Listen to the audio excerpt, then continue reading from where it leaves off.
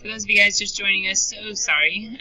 We actually did a problem before this. However, the recorder got very mad at me and kind of deleted or stopped recording. So therefore, let me go ahead and show you what the problem was that we were trying to solve. At the beginning of class, we were trying to solve this series, which you would think convergence or divergence. That's what we were trying to find. But instead, the directions were explicitly find the sum. And so the kids were working in their groups with finding the sum, which remember, up to this point, we've only talked about convergence or divergence unless it was a geoseries. And with geoseries, if r is between 1 and -1, we can find the sum. We can evaluate for the sum. We can solve for the sum only of geoseries. But some of the kids started talking about things like, oh, I think it might be telescoping and partial fractions, and et cetera, et cetera, et cetera. And trying to think through, hey, yesterday, if we were able to actually expand a series and see it as a telescoping, we were able to write an expression for the S sub n, take the limit, and not only know it converges, but know what it converges to. And that was that forever card at the end of yesterday, that we can actually find an expression for the S sub n. But this warning is, or something similar. So sadly, you missed out on our detailed explanation of what we were doing, but we started expanding the series as was, which could have been even more hidden. Didn't look telescoping until partial fractions, did that with the thumb trick method, and then started expanding and realized the 1 and the 1/2 are stuck. As we get to the nth term, this latter guy was the first one to cancel out in each of these earlier terms, so we realized he would be gone, but this guy would remain, so we made the S sub n, this guy, 1 plus 1/2 plus -1 over n. Taking the limit of that nth partial sum, it could work for the 100th, the 1000th, the millionth. We saw that this is going to continually be converging or approaching 0, which means the final sum of the entire infinite series is that 1.5, only because we were able to write down the S sub n formula. What they are doing right now is just wasting time. Just kidding. The recorder wasn't working. I had to delete out some stuff from the queue, and then my computer froze. So they've written down the limit comparison test, and we're just about to talk about it. Because direct comparison is right now the most general one as far as it's not fitting any of the other tests. What do I do? Direct comparison test up to this point is the, bringing everybody else back in, is the one test that says it doesn't necessarily have to meet any conditions, except I do need to figure out somebody who's always bigger and converging, or someone who's always smaller and diverging. And if I do the opposite, I know nothing, so it's not really very helpful, although it might be a part of the process of finding someone that is helpful. But the direct comparison said, hey, use it as a last resort. So we're like, oh, please let there be something else useful in the section that I can use if nth term doesn't work, geo doesn't work, p-series doesn't work, and the integral I don't know how to solve. So, limit comparison test. You guys ready? Here we go. What is, oh, now I'm saving the notes. That's helpful. They are saved. Okay. Limit comparison test says we're comparing again to a b sub k, to some other nth term expression, kth term expression, ith term, whatever. They're calling it k as the index, we're calling n as the index. But once again, we have to only have positive terms. That's kind of a dilemma. But as some of your classmates have said, well, what if it's strictly negative? Can we pull out a -1 and then they're positive? Yes, the answer is true. Then you would have a series with positive terms. But this time, if you guys notice, I don't see anywhere up here that says must always be bigger or must always be smaller, right? Nice. That means it's more general, it's more applicable, and it's a little bit less complicated to use. However, what do you see? A ratio. A ratio of your given over your comparison. A ratio of your given over your comparison, and you're trying to see if the limit can equal a constant L. Well, okay, hold on. Wait. Does L have to be a constant? So hold on. You're just trying to get the limit of the ratio and say, based on what the limit equals, then. So series, strictly positive terms. One is the one you're trying to find. One is a comparison, one you're bringing in. The comparison, when you're bringing in, you're supposed to be able to, hopefully, take the limit of the ratio, or else go find a new comparison. So maybe still some things are similar in their characteristics.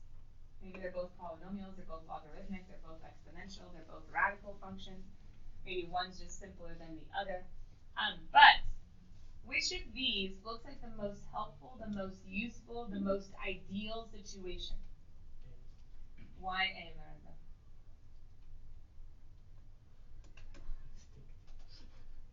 A works both ways. B and C only work one way. B says, hey, if the limit is 0, perfect. If you're comparing to a convergent, you know convergence. C says, hey, if the limit is infinity, perfect. If you're comparing to a divergent, then you know it's divergent. But what's the struggle? What if my limit is 0 and I'm comparing to a divergent? I know nothing. What if the limit is infinity and I'm comparing to a convergent? I know nothing. Does this still have something to do with smaller, bigger? Maybe not strictly every single term bigger, every single term smaller, me pushing Abby out or Abby squeezing me in. Maybe this has to do more with, wait a minute, limits of ratios. Doesn't that kind of have to do with relative rates of growth? Doesn't this kind of have to do with section 9.3? 4? 3? 2? 3. 2 is multi-tiles. 4? I don't know. Chapter 9? Our chapter 9, not this chapter 9, so both chapter 9's awkward. Okay, pause. If the limit is 0, who is stronger? Growing faster? The bottom. Wait a minute, the bottom is the comparison one, and the bottom, if the bottom is bigger and bigger is converging, it's still BC. It's just a little more hidden because we're talking about limits and we're not talking about every single term needing to be bigger and a greater than or a less than. We're just saying, forget it, I'm taking a limit. Oh, if the limit is 0, bottom wins. If the winner, the bigger, is converging, I know convergence. Now, wait. Follow my logic. So, if the limit is infinity, who's stronger, who's bigger, who's top? Yeah? Which means the bottom, my comparison one, is smaller. True? If the smaller divergent, okay, it's basically a direct comparison test, but in a sense, generalized, where we don't have to know every single term, bigger or smaller. We don't have to think about that whole, the denominator, Abby is bigger, but her denominator is smaller, and then I'm, nice though to know. She was like, wait, she's smaller, denominator smaller means a bigger, and then it works. But this one just says forget it. Just take a limit and know. Now, what's nice about it, if it's not 0 and it's not infinite? If it's any constant, now, it's only positive terms, so if you get a negative, that'd be really awkward, right? But if it's only positive terms, okay, if the limit is any constant besides 0, sweet, I don't even care, I don't even need to stress, whatever you do, whatever you do, I'm good. So yeah, A is the ideal, but B and C can also tell us stuff. So, down here, why is it called more analytic? Because you're actually going to be solving that limit, you're going to be needing more like actual skills, I guess, as far as just like, you're bigger, yay, you better be converging. I mean, that was direct comparison. But that was still hard. I don't know if any of you guys struggled that in homework last night, but it's like, wait, okay, who's bigger? And that's the minus means, and then, or like yesterday, how it was like you could have compared to root n plus root n or n plus n. One made all the difference, and one you knew nothing. So anyway, direct comparison is not bad. It's just limit comparison is more useful. However, if you guys notice, even though it's easier to apply, because it's like, whatever, just pick a comparison, take a limit of the ratio, and then what do you know, what do you do?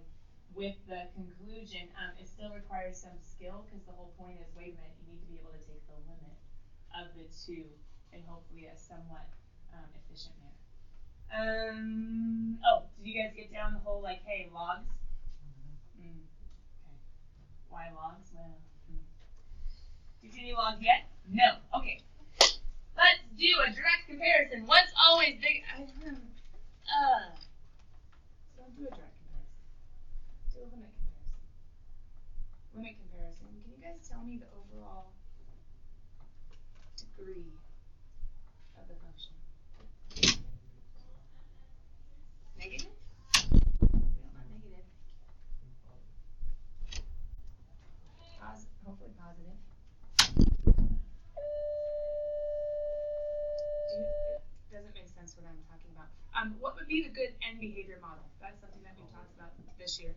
What's the good end behavior model? There's going to be some variation in the middle, but eventually as we go to infinities, what's this going to behave like? No. What function is it behaving like? 2 over n. Does that make sense? Like, there's going to be some variation with the 2n plus 1 over the n squared plus 2n plus 1, but what's my n behavior model as I go to infinity? What function is this approaching? 2 over n. Okay, now can I say this is 2 over n? No, oh, you're killing so many animals, I don't want to think about it. But if I was trying to think of the n behavior models, what this eventually going to act like, I can multiply everybody by 1 over n squared. 1 over n goes to 0, goes to 0, goes to 0, 1 over n, that's 2, 1 over, okay, so 2 over n is like my function. So what if I compare 2 over n? You can make it 2 times 1 over n, whatever. This is like my b sub k, yeah? So if I'm doing limit comparison, I'm taking the limit as n goes to infinity. I know it's like k, it could be an I, it could be all sorts of stuff. I'm going to have my a sub, that's 2n plus 1 all over n squared plus 2n plus 1. Could we take the time to do over 2 over n?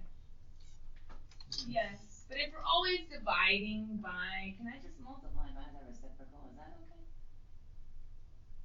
If you don't like it, that's okay. You can do a big old complex fraction. That's up to you.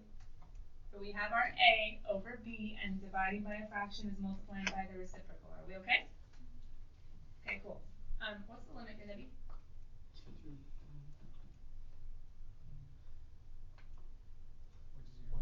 Just 1. Just be careful, because remember, if you ever state something in an FRQ that is incorrect, they have to take off the point. True? But it's a constant. That's the point. Can we just write it? Okay, so you could have just written greater than 0. No problem. Unless they ask you for the actual limit, you don't necessarily need to state it. Why am I making a point of showing greater than 0? Because you have to apply the limit conversion test.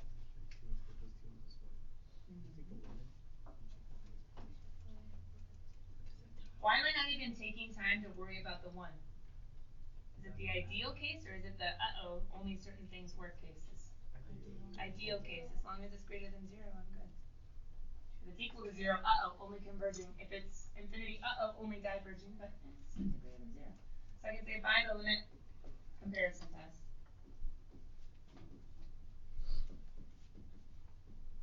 Since a sub n and b sub n only have positive terms, and the limit as n goes to infinity of a sub n over b sub n is equal to 1, which is greater than 0. Yes, you could just say greater than 0.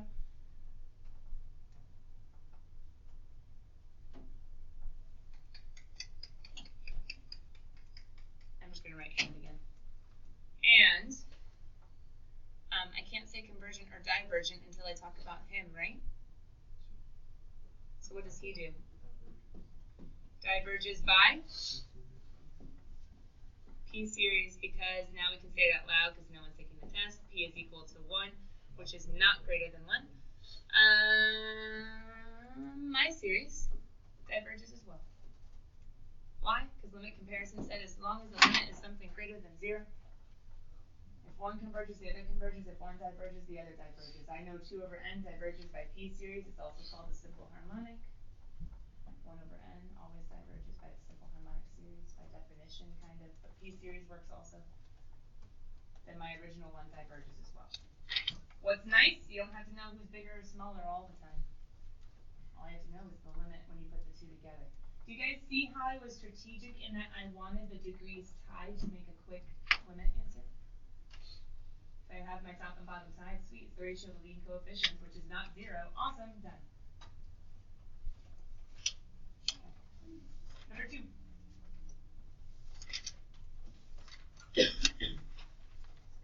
Could we have tried to do a direct comparison? Yeah, probably. It's a little more basic. But we could also just say compare 2.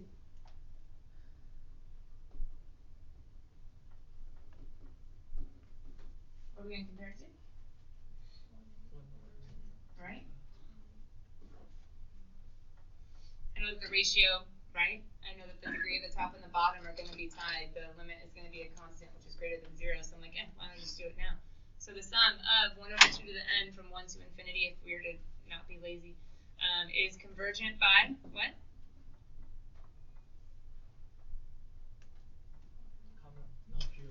By geo, since R is equal to 1/2, which is less than 1, right?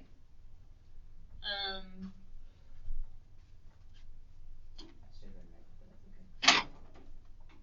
The limit as n goes to infinity of 1 over 2 to the n minus 1 times 2 to the n over 1. I am taking the ratio. I'm just dividing by a fraction, which is multiplying by the reciprocal. It's not 2 to the n minus 1. It's 2 to the n. The quantity 2 to the n. All take away 1. Which means, as I'm going to infinity, these are the strongest. If I was going to negative infinity, it'd be a very different answer. Not very different. It'd be negative 1 instead of positive 1.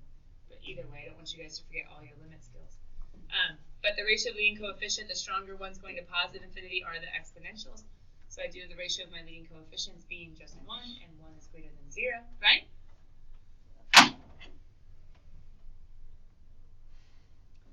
My series converges as well by the limit comparison test.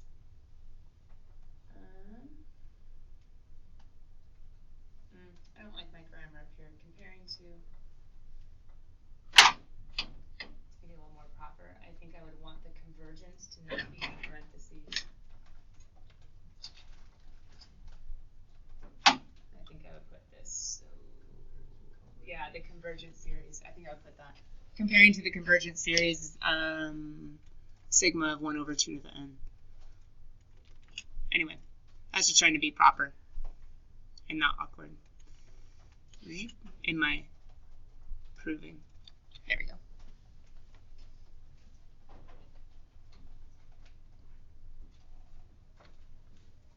There we go. Okay. So then I have convergent and then converges as well. So what else? Ooh, there's a log. Oh, there's another log. Okay, we did some easy ones. Nth term test. Who's stronger, n times ln of n or n times n? N times n is stronger. The limit is 0. We know nothing by nth term. Geo? Don't even try. P series? That's funny. Integral test? Do you really want to?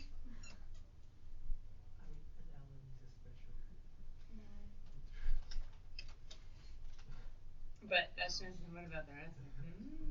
Go ahead, Lorenzo. Go integrate. Direct comparison. Do I really know who's always... Let's do limit comparison. Now this one I'm not so sure. I'm going to see it in my head. So I'm going to do a little like comparing work off to the side. So what do you guys think we should compare to? We might know nothing, but hey, it's alright. It's a dead end. It means we go back and don't do that one again. And then some? Sounds like tea proofs all over again. Come on, I can't tell you everything. Someone. Might it have to do with telescoping? Well, if we factor the denominator, it's going to be imaginary. Oh, then it's not. Unless you want to go swimming with dolphins in the 4th dimension. And the liver. You remember the guy who fell asleep and was like, go back to sleep? 1 plus What? Alan. Never heard. The movie we watched last year. 1 plus what?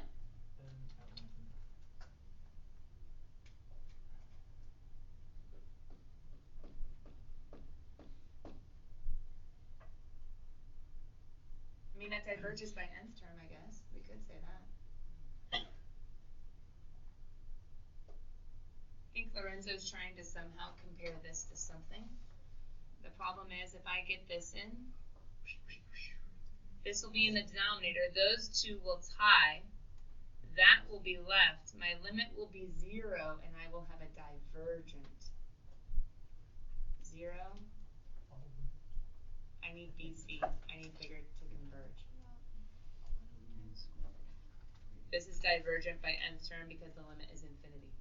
You almost always want a fraction with a fraction. Not saying you have to. If the limit had been infinity, that would have been okay. If the limit had been infinity, that would have been okay.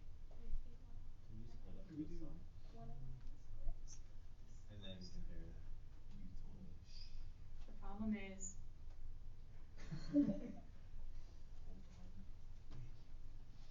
thinking 1 over n squared plus 5, consider its convergence, and then n ln of n over n squared plus 5, consider its convergence. To some degree, yes. Because you could think of convergent plus divergent would be divergent, right? Divergent plus divergent would be divergent, convergent plus convergent would be convergent. If we did 1 over n squared plus 5, a direct comparison would be pretty quick, or we could just compare to 1 over n squared. And then this one would be a completely different comparison. Just think we're going to have quite the page of work. So I'm not saying it's wrong. You could. I'm just curious if someone can come up with 1 instead of having to come up with 2. Wait, so 1 over n squared plus 5 wouldn't work? Well. Oh, you're saying as your comparison. Okay, let's think that. Joe was asking if we could split up and consider them separately. I wouldn't want to compare to this because right now I would need to do a direct comparison to my comparison to make the comparison. Does that make sense? Whoa. So we can't do one. I would do maybe this instead because that's a p-series. Does that make sense? I can't tell you the convergence of the other without using another test. Because we're not going to go memorizing like every possible series. Abby said Um, thank you. I could do this. Can we look down the line? What is this, convergent or divergent? Convergent by p-series, right? If I multiply by the reciprocal, I have n squared over n squared. Isn't my limit going to be infinity and I have a convergent? I need SD, smaller, not bigger. Struggle. Infinity, I need a divergent, not a convergent. So I could, Kevin, it's just not going to work.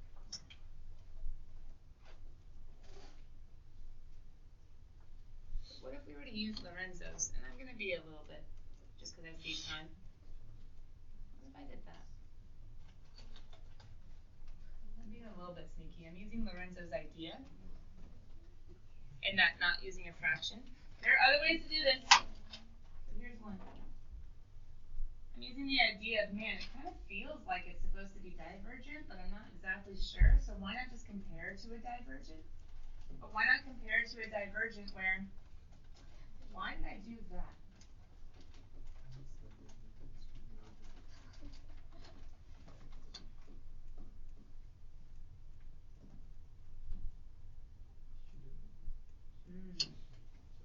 That's what I wanted. So if that's what I wanted, it should be 1 over n. Is that still divergent? Yeah. Why did I want this? What's n times n? Hey, those are tied, but oh, he has a little extra something something, right? So what's my limit? Wait a minute, does infinity with a divergent tell me something? If L equals infinity and C is dk divergent, then C is ak divergent. I can say by limit comparison test.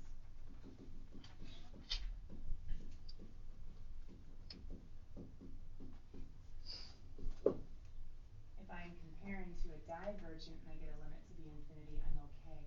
Lorenzo's original was comparing to a divergent but getting a 0 limit. Kevin, were you next? We were comparing, or John, we were comparing and getting a limit of infinity but with a convergent. So I said, okay, well, why not compare to a divergent trying to get a limit to infinity? Even though there's an ln, I was trying to be able to ignore all the polynomial pieces. Now, how could we kind of use that in talking about this guy down here? Is that n3? It's n to the 3 halves. If I want to think, you can even think forward. See how I was thinking forward to the limit and then I was working my way back? Oops, sorry. This is ln of n. What could be nice up here? N to the 3 halves, because we can ignore that guy, right? And who would we be comparing to? What do we know about if our power, our p series, sorry, I wrote p for power. What do we know about our series if the power is greater than 1? Convergent. But wait a minute. No. That's bad. That's bad. Convergent with an infinite limit. Okay. Well, what if, hold on. What if we made this just n? Ha. Okay. So then n times ln of n versus n times square root of n. Bottom wins. Now my limit is 0. Perfect. But what's bad about 1 over n? Divergent. So I just went from an infinite with a convergent to a 0 with a divergent. You gotta be kidding me. Like, I keep on going back and forth. I need a 0 with a convergent or an infinite with a divergent or something that perfectly ties. With ln, it's so hard to perfectly tie. But check it. What if I was to do something like 5/4? I didn't do 3/2. I didn't do 1. I did something in between. 5/4. Is p still greater than 1? Okay, so I have a convergent. But how can I compare? Wouldn't this one have, we have to break it down. Wouldn't this one be an n times a 4th root of n times an ln of n, right? And wouldn't this one have an n times a 4th root of n times a 4th root of n? Because it's 1 1/2, which is 2/4. What am I trying to compare? Who's stronger, ln of n or a 4th root of n? A 4th root of n is stronger. Who ends up winning? 0. Could we do L'Hopital's? Probably. I just was being lazy and not doing L'Hopital's. I was trying to do just degree comparison. But wait a minute, convergent with 0. Woo! Woo! So it wasn't exactly that guy. It wasn't exactly the nice guy. It was some weird, awkward guy in between. Limit comparison. Are we going to be building skill with comparison tonight? Yes. In some ways it's easy. Yes. In some ways is it hard? Yes. Go have fun. I'll see you tomorrow.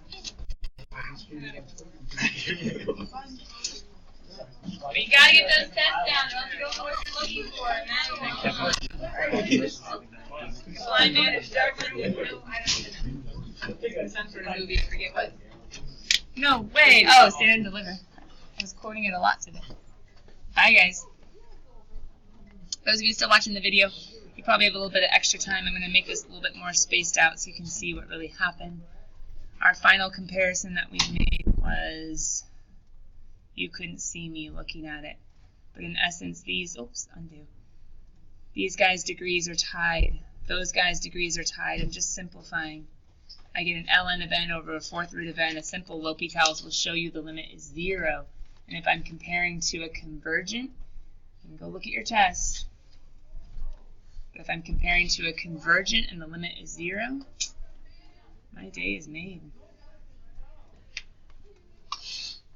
I'm going to go ahead and write that conclusion and then be done.